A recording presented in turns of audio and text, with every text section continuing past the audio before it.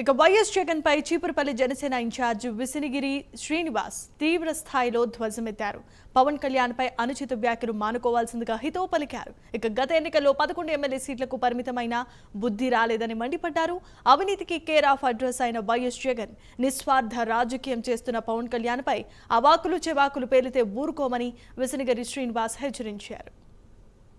జగన్మోహన్ రెడ్డి గారు పవన్ కళ్యాణ్ విమర్శించడం చూసాం. ఎందుకంటే రాజకీయాల్లో ఓడిపోయిన తర్వాత అతను ఏం చేయాలో తెలియక అతను ఉనికిని కాపాడుకోవడానికి పవన్ కళ్యాణ్ ఏదంటే ఈరోజు అతని కోసం మాట్లాడుతారని తెలుసుకొని ఏ పెడితే మాట్లాడుతుంటారు మాజీ సీఎం జగన్మోహన్ రెడ్డి.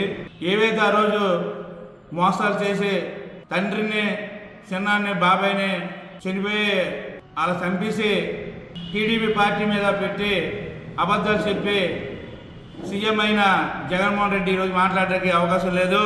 మీరు చెప్పినవి ఏమీ చేయలేకపోయి చేతకాని ప్రభుత్వం ఈరోజు చెప్పను కూడా చేస్తున్నాయి.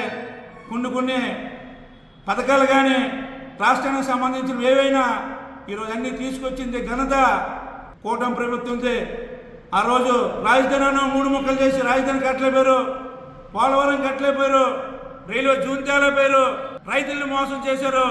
ఈరోజు బడ్జెట్లో కూడా 3,20,000 కోట్ల రూపాయలు బడ్జెట్ తెప్పించి ప్రతి రైతుకి ప్రతి దానికి కూడా ఈరోజు బడ్జెట్లోనే అన్ని తెచ్చిన కూటమి ప్రభుత్వం ఈరోజు ఎంతో చక్కగా ఉందని ప్రజలందరూ కూడా అనుకుంటున్నారు. దాన్ని కూడా వారవలేక చేతకాని ప్రభుత్వం వైఎస్ఆర్ పార్టీ గతంలో మాట ఇచ్చి మాట తప్పి మడం తిప్పి ఈరోజు మాట్లాడడానికి జగన్మోహన్ రెడ్డికి అసలు అధికారం లేదు.